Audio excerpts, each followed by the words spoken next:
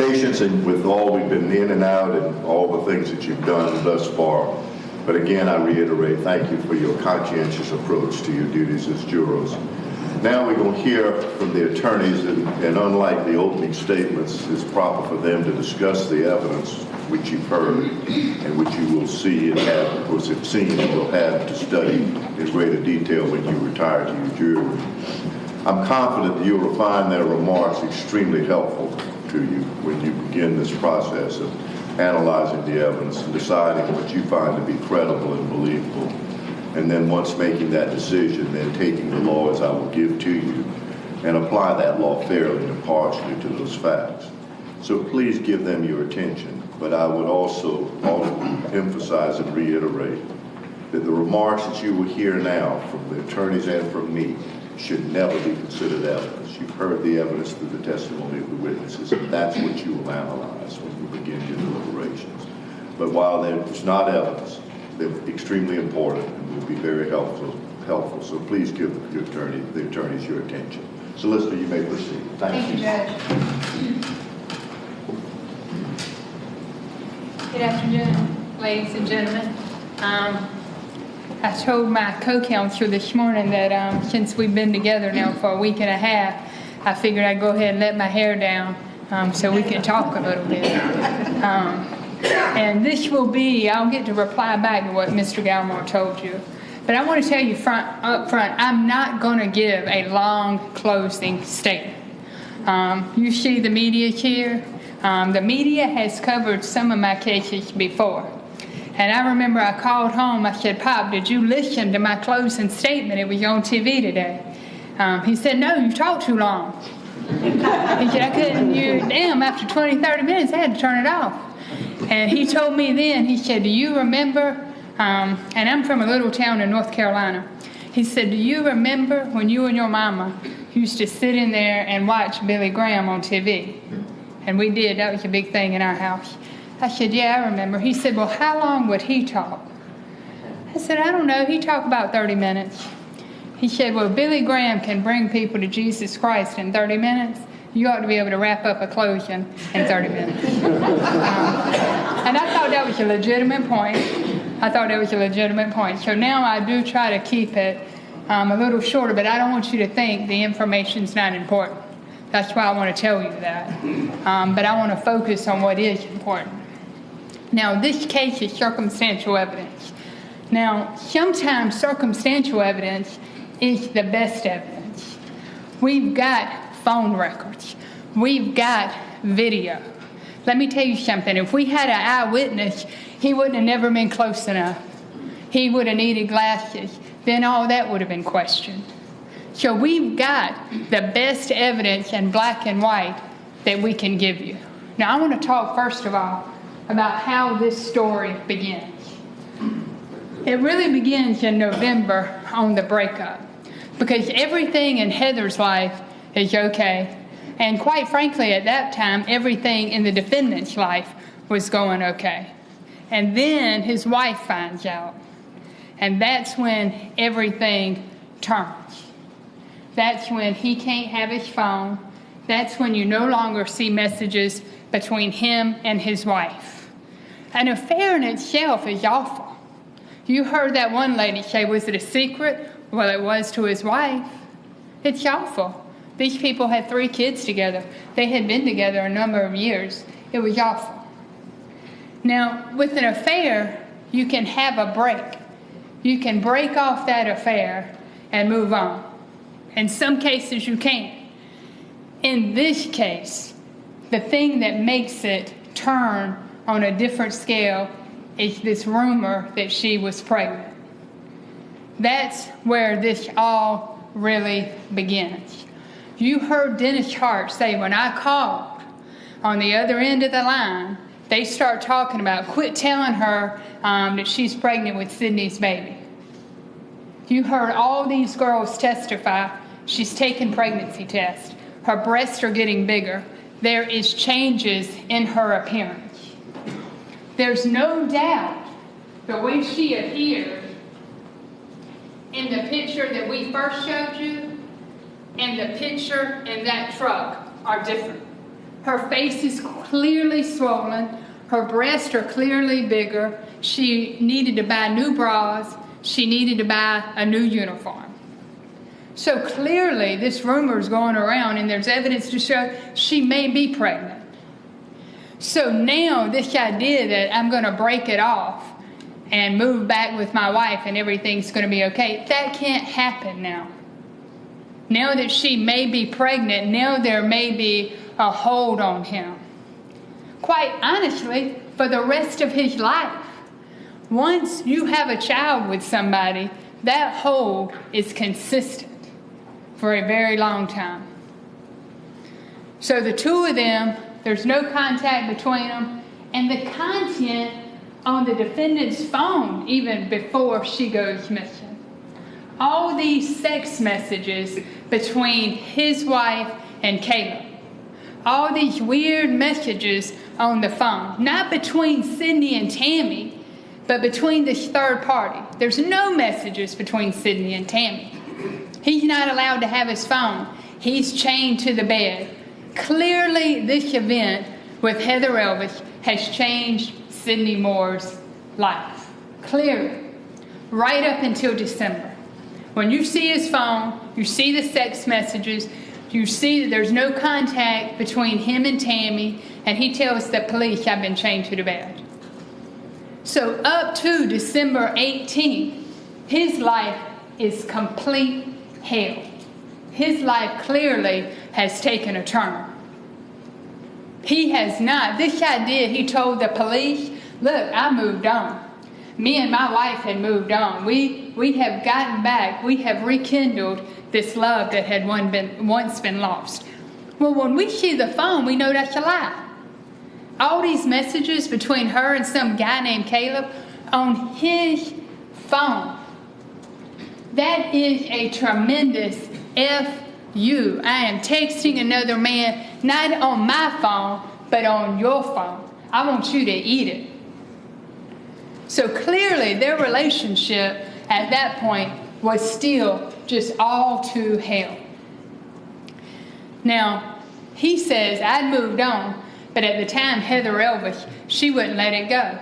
She was still riding by my house. She was leaving notes. She couldn't move on. It was creepy. Well, I'm glad they called Jerry Stevens, because clearly she had moved on. Okay? She was on a date on the 17th with Stephen Girardi, and she was talking to Jerry Stevens. So she had clearly moved on. She was already in the mix with other men. Now, this is a 19-year-old girl. 19-year-olds rebound a lot faster than 30-some-year-olds. So her rebound time was pretty quick. But this idea that she's still obsessed with him, can't move on, clearly untrue. Clearly. She's exchanging texts with Jerry Stevens. She was on a date on the 17th. This young girl was on her way of moving on. The only people that had not moved on, the only people that could not let it go, was Sidney Moore and his wife. Now, how do we know that? I want us to look at the circumstances on the night of the 17th and the early morning hours of the 18th. Now, everything I put up here is a fact. We either have it on a phone record, we have it on a surveillance camera, or somebody has testified to it. First of all, this pregnancy test, it was for Heather Elvis that he was buying that night. Now, he told you it was for his wife. In that same conversation, he tells you that his wife was drinking 2 different liquors that night, just hours before. Now, I'm not telling you his wife is a bad person because she likes to drink liquor. That doesn't bother me at all. Have a drink, you grown. What bothers me is don't tell the police this pregnancy test is for your wife, because it's clearly not true. She is drinking that night, and 2 days before, she's smoking marijuana. This is not a woman who thinks she's pregnant. So that's clear. She wouldn't have been drinking that night and buying a pregnancy test on the same night if she thought she was pregnant. So the reason we got into that is to show you the pregnancy test was not for Tammy. Okay? She was drinking and sexting some other man. So clearly this idea that we are trying to bring this new love into the world with a baby is not true. Now, they rode by her house and her residence that night. Mike Meltson told you that. And Sidney Moore told you that. Me and my wife got a couple drinks, or she did, and then we went to Broadway at the beach. There must be 100 bars in Myrtle Beach, and the only one you can get to is where this little girl works. She worked at the Tilted Kilt at Broadway at the beach. Here we are, December 17th, and you right up around where she works. Right up around where she works. Cannot let it go. Then you ride by our house. Ride by River Oaks. Now, her car was home. She was out on a date, so her car was home. So now you're trying to get an eye on where she is. You've been to where she worked. Now you've rode by her house. And what do? You come right to Conway and remove the navigational card out of your truck. This brand new truck with a navigational system. We showed you a video on how it worked. Now, why in the world would you be removing the card other than you don't want that truck to know where you're at? This crowd in opening got up here, where are the GPS coordinates? Why? This truck is brand new, 2013. Where's the information on where the truck is? We can't collect it when the defendant pops the card out. I would love to have that information. I think this family over here would love to have that information, but we don't, because he popped that card out. There was no way to collect that information. And there was no reason to do it other than you had plans to do something later on that night and you were up to no good. There's no other reason at midnight to be popping out an SD card other than you got bad intentions. Let me tell you something, folks. If you look around and you see a man putting on a mask, he's got bad intentions. If you look around and you see somebody in the trunk wheeling around with some burglary tools, he's got bad intentions. When you got a man at midnight who's riding around punching out his SD card so nobody will know where he is, that's bad intentions. Now, right after, what I love is right after he pops that card out, he goes to Walmart to buy a pregnancy test. I guess he didn't want that on his navigational system that he had been to Walmart to buy a pregnancy test. Now, who is the test for? He leaves right up out of that parking lot, right up out. Don't pass go, don't collect $200, straight to the payphone. Straight to the payphone. He literally leaves out at 1:21, and he is on the phone at 1:33 calling her. He leaves right out from buying that test to calling the victim. Now, he's already taken the nav card out, but he goes to the Kangaroo to use the payphone. You know, he's smart about that phone. Kudos to him on that. And I'm going to be honest, this move of moving the car, I would have never thought of that. I would not. You have clearly put some time and thought in this to remove the car. But then you go and use the payphone. And this truck is very key, clearly. He takes the nav card out. Then he parks the truck across the street.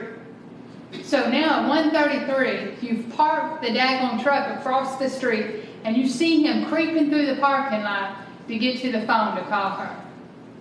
Clearly you up to no good. If there was nothing to hide and everything was on the up and up, there's a parking lot there. Drive the truck on up in there. Get off, use the phone. Or better yet, call her from your cell phone. Why you had to call her from a payphone? And why do you have to park across the street if there's nothing to hide? Now, what's important about this phone call is that right after he makes it, that victim, Heather Elvis, leaves her house at like 2-something in the morning. A.M., I mean in the dead of night, and takes off down the road. and goes to an area near Longbeards. Now, let me tell you something about this phone call, okay? Because it was him and his wife together all night. We know that, okay? He says my wife was in the truck. We were together, okay? When you read the text messages, I'm not going to deny to you, Tammy, those messages were tough. They were very threatening to that little girl. Grown women should not be talking to little kids like that, but we saw those messages. But why this phone call is important to me is when you see him get out, he's clearly alone. Tammy is in the truck. This is the time to abort the plan. He had all the means to call that young girl and say, look, I'm telling you, don't be picking up this phone. Don't leave the house. You know, at one time, we want to know if you're pregnant, whatever it is, but look, don't pick up the phone. Don't leave the house. Because it's just him. He's the only one at the payphone. He could have said then, look, I'm going to abort this plan. I'm not into it. This girl is 19. Look, little girl, stay home and don't pick up the phone. Things got kind of squirrely, but look, do not pick this phone back up and do not leave home. He could have done that, and that would have been the end of it. It was within Sidney's means to end it right there. And everything would be fine. Everything would be fine. Well, everything would be fine for Heather. But the problem was this issue with she's pregnant, so everything wouldn't have been fine for Sidney. And that's all he cared about. So he could have right then ended it. Okay? We wouldn't even be here today. All he had to do was say, look, don't go out, don't pick the phone up. We would not be here today. But he was standing there alone, and he made the decision to say, look, come out and meet me, or I'm not with my wife. Clearly, that is what he had to say. And Bree told you, I told her, don't go meet him. Do not go meet him. She would have never come out and left that house for Tammy Moore. She was terrified of Tammy Moore. The roommate's terrified of Tammy Moore. The only person that she would have went out there to meet was Sidney Moore. Why? Because she herself had this question of whether or not I'm pregnant. And this could be the father of my child. And now he wants to be together with me. I'm sure when she was sitting there, I'm going to suggest to you, she's thinking, this could be a happy ending. This could be the ending I always wanted. So she gets out and leaves home, goes to the area of Longbeards.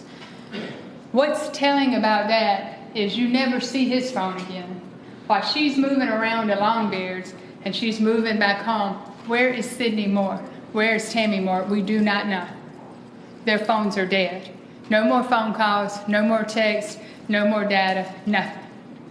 And then lo and behold, it powers back on at 3:03. So clearly they are up to no good. Why are you using payphones? Why are you removing the SD card? Why are you powering your phone off in the middle of the night?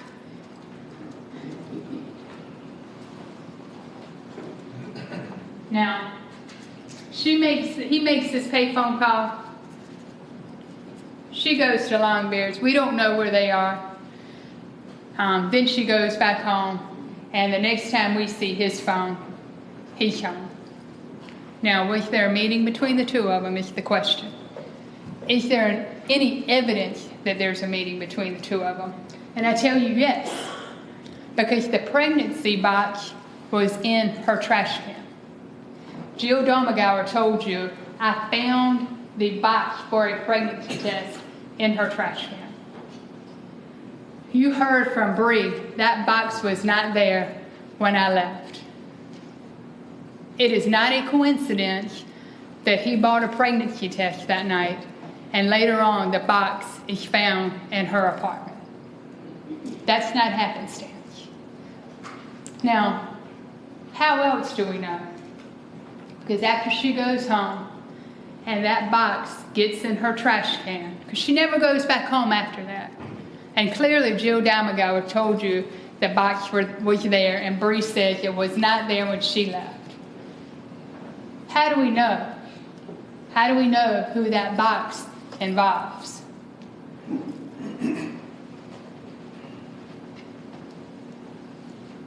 She calls the defendant. She don't call Stephen Sherrod. She don't call Jerry Stevens. She don't call some guy named Jeremy Fleming. She calls Sidney Moore. So as soon as she gets back to her apartment, she calls Sidney Moore. And they talk again for 5 minutes. This is chance 2 for the defendant, okay? He told you he talked to that victim at 3:21. Again, the second time he talks to her. Again, he's got a chance to say, look, don't worry me tonight. Get up with me tomorrow during daylight hours. It is the middle of the night. I have 3 children. I would not want them out at 3-something in the morning. Stay home. I will talk to you tomorrow. That's not what he said. But that was chance 2. I think too much had been done now. He had taken out the card. He had turned the phone off. He had bought the test. We got to know. He has got to know. This issue about whether or not she's pregnant has got to be settled. So even though he had the chance to say, stay home, I'll talk to you during the daylight hours, he doesn't. He doesn't. And how do we know that? How do we know that?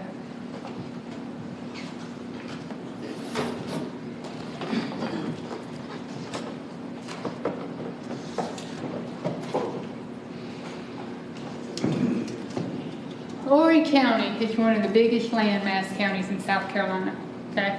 It is a tremendous county. It's got Loris, Little River, parts of Murrells Inlet, Surfside, Myrtle Beach, Conway. It's huge. It's huge. It's a tremendous county. Okay? He gets off the phone with her. And where does she go? This great big county. Does she go to Little River? No. Does she go to Myrtle Beach? No. Does she go to Conway? No. She goes right up the road from his house. That's where she goes. All these places in Horry County to go. Kangaroos. All kinds of places stay open late.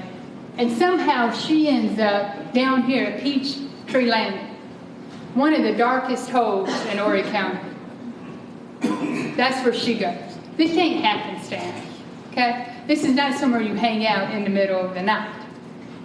Now, the defense made a big deal about, well, his phone, during this phone call, is using the tower that services his home. This phone call right here at 3:21. That's what Mike Nelson told you. That's what the defense made a big deal out of. He is using the tower that services his home, which means more than likely he's at home. I absolutely agree with that.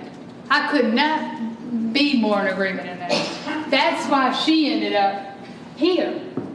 Because this is where he was. This is where he had lived and been hundreds of times. That's what he told the police. I've lived here 15 years. How many times you been to the landing?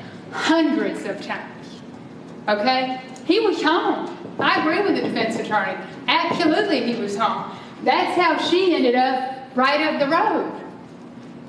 She didn't go to Myrtle Beach or Conway. She went right up the road from where he was. Now, if his phone pinged somewhere in Myrtle Beach or Little River, we wouldn't be having this conversation. Okay? But it didn't. It literally pinged near his house where he had been 100 times. Where he was familiar with, not where she was familiar with. This little girl had no business being there.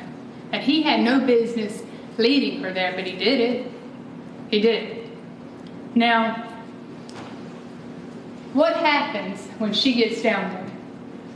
Immediately, who is she calling? Sidney Moore.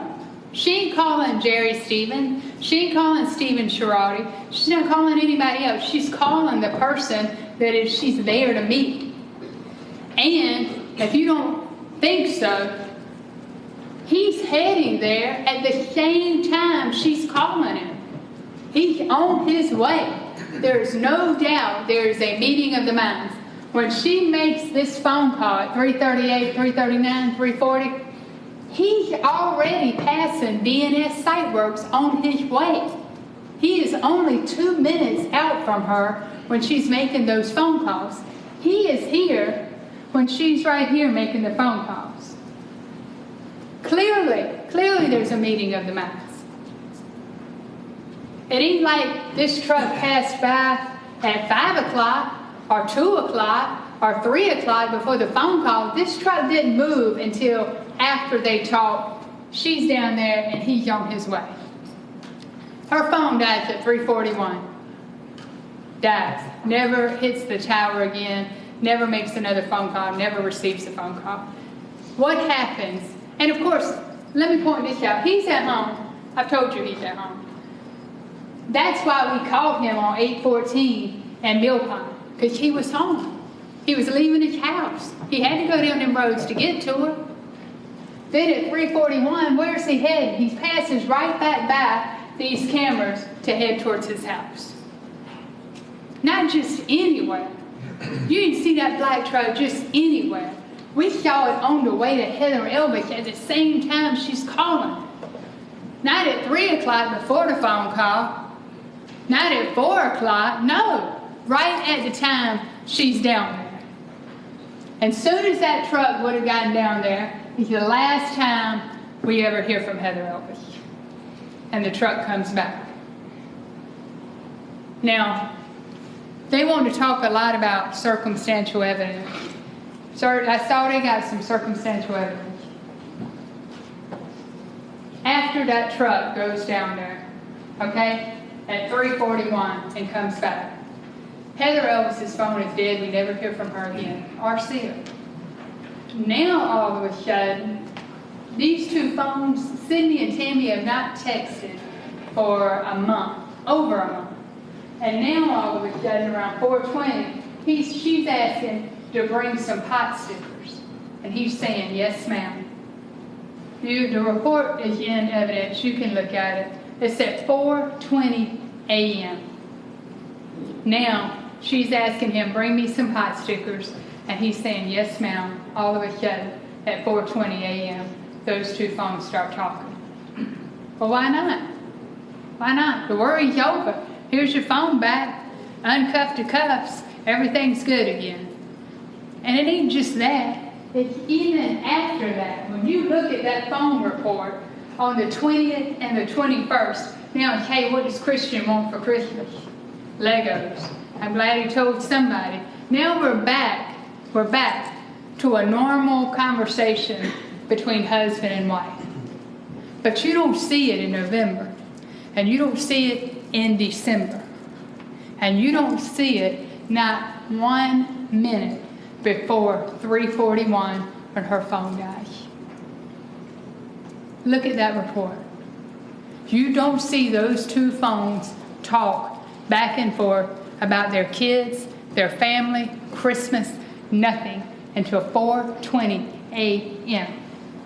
Not 1 minute, not 1 second could there be freedom and normalcy until Heather was gone. And then after 3:41, when we never hear again, everything's fine.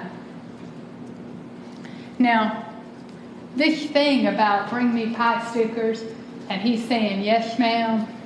I mean, clearly they're trying to look like we're in the house together. Because it makes sense that you talk to your girlfriend at 3:21, and I chain you to the bed, and now I'm going to give you the phone to go into another room of the house. You know, I won't even give you your phone. Otherwise, I'm chaining you to the bed. So something dramatic and drastic has happened to have your phone and go into another room in the house, and you just talked to your ex-girlfriend at 3:21. Do you think he would have gotten that phone back and there would have been any conversations between the two of them as long as that little girl was moving around? I'm telling you, the evidence says no. There could not be normalcy until they had settled whether or not she was pregnant. I'm going to tell you something. The box is in the trash can and the stick is not. Why is that? I suggest to you the stick was with her along with her phone and keys. And I'm going to suggest to you whatever that stick read was her demise. Whatever that answer was one not that they could not accept, but it was one they would not accept. We never found that stick. We never found her phone. We never found her keys. So whatever it said was something they were not going to tolerate. Now, how do we know that this is a crime, that there's premeditation? How do we know? We already know these circumstances, but how do we know? These two, in the course of these circumstances, deleted text messages off their phone. The ones they wanted to delete, which you go back and look at that or not. I've been working on this case a lot longer, so I know the details. But those text messages she deleted, or Sidney deleted, it was like when she was saying, or he was saying, call me, call me. They deleted those. Because I'm telling you, they wanted it to look like she was just calling them, wouldn't leave them alone. Now, riding by the victim's house at work, look at this, removing the navigational card, pregnancy test right before calling, using a payphone, powering the phone off. These are all things you don't do unless you are ready or preparing to commit a crime. You're going to need to know the location of the victim. You're going to need to have a place to meet the victim. And you're going to have to be prepared. Now, not only did they do that, but they also covered up everything that was in their custody and control. They tore out that surveillance system, washing the truck and then burning the rags. I'm telling you, it's awful to have to sit in that chair and hear the defense in the opening come up here and tell you there's no DNA, there's no GPS coordinates, they don't have nothing. Well, we don't have nothing because you out there washing the truck. And if we could have gotten it off the rags, you burned those so we couldn't get it. Then you removed the license plate off the front of your car. Which, look, again, that was well thought out. It was gone at the Walmart. When we collected it, it had been removed. Why? Because it's a unique identifying characteristic. If we could see that tag say Beach Ford, that would be information. So they removed that tag. Then he deleted his GPS coordinates. He deleted his Google on his phone so we couldn't get the GPS coordinates. The defense came up here and opened it, and they made this big deal when Mike Melton was testifying. Well, how about GPS? This only tells us they're in this area. Aren't there better coordinates? Yeah, there are. But he deleted those, just like he took out the card. I would love to have those coordinates.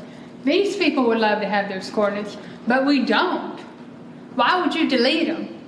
And go back and listen to the testimony of Mike Melton. He deleted them around December 25th. You got 3 kids, it's Christmas time, and all you can get around here and study is making sure your Google account is deleted so the police and nobody else can get any information. Lying to the police. You done deleted the coordinates. You done popped out the car. Now the police comes to you looking for this woman really in the middle of the night. You see that first video. And you know what I like about it? I don't know if y'all caught this. But when he's talking to the police, he says, look, I don't want nobody coming into this house. I got 3 kids in this house. And if they come in, they ain't leaving. You can listen to the interview. That's what he said. In the same daggone breath, he's over here talking about, I'm going to protect my kids. You are lying to the police about this man's kid. In the same breath that you're over there, oh, if somebody comes in my house, they're not leaving. In the same breath, you are over there lying to them when they're looking for this man's child. Lying. The girl was 19. Why would you lie to the police about where somebody's teenage daughter is, about the contact that you've had with him? Why? Why would you lie unless you had something to hide? Because he did have something to hide. And he was a betting man, and he bet that we were not going to get the SD information, which we didn't off the truck, but he also thought we weren't going to never figure out that payphone. And when you listen to his statement, he don't ever admit it until we tell him we got you on video. Hey, there's video, you sure? Shit, yeah, I used that phone. But before then, it was like, oh, they still got payphones? Again, you in here lying to the police about a teenage girl that we're looking for. Why? Why? Because you're trying to cover up something you did. Now, you turn that down, please.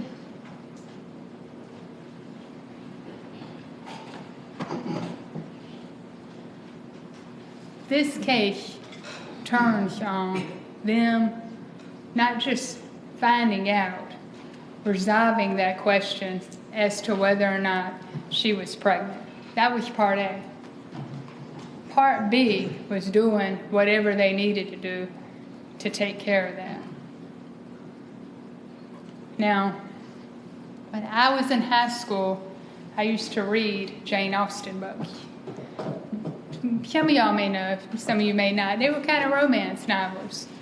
And what I liked about them was there was always the good guy and there was always the villain. And the woman in the book is trying to figure out which one is the good guy and which one is the villain. And it never failed. The villain was always the one that was silver-tongued, always had the right thing to say, always smoothing everybody over. That was the villain. At first glance, you got to scratch the surface to figure out. That was the book. That was what it was all about, figuring out who's who. When I first listened to that interview from the police, when they went out there and you see the video and you hear Sidney talk, he doesn't sound like a villain. It's not until you scratch the surface and you see that he's lying. You see that in the middle of the night, he's doing all these things. He's taking out an SD card. He's using a payphone. He's hiding from the police. He's lying.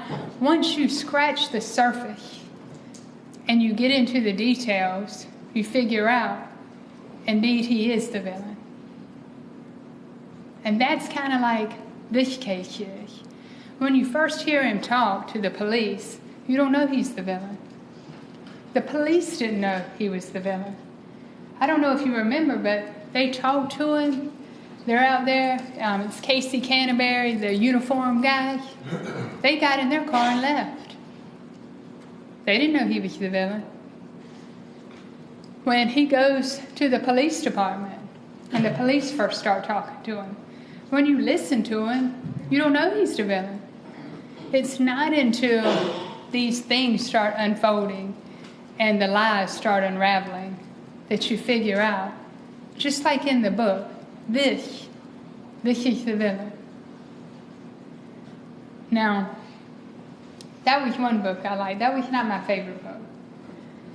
Even though I liked them, because again, I like the idea of scratching the surface, looking at the facts, looking at the phone records, looking at every piece of evidence, and finding out who the villain is. That is a lot of what you all will be doing. Looking at the evidence, looking at everything presented, and trying to find out who is the villain. Now, I'm going to suggest to you there is no doubt who the villain in this story is. And it's Sidney Moore. It was premeditated. It was awful. And then he tried to cover up everything he could. Now, my favorite book was not the Jane Austen books. My favorite book was called The Count of Monte Cristo. Why? Early on in that book, the Count was a victim. And throughout the book, with patience and persistence, he gets justice. And the reason I love that book is because you can't change what happens. When the count was your victim, you can't change that. I can't change what happened December 18th. If I could, I would. This family would, I guarantee it. But nobody can change what happened December 18th. And that's what that book told me. But what else it taught me was with persistence and patience, you can find justice. Because that's all that's left.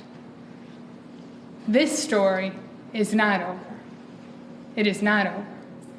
It is not over until the 12 of you come back with a verdict. That's when this story ends. And I am here to ask you at the end of this story to give justice to this family and this community. These people have been patient and persistent. And I'm asking you to give them the ending to this story that Heather Elvis deserves. I'm asking you for justice. Thank you.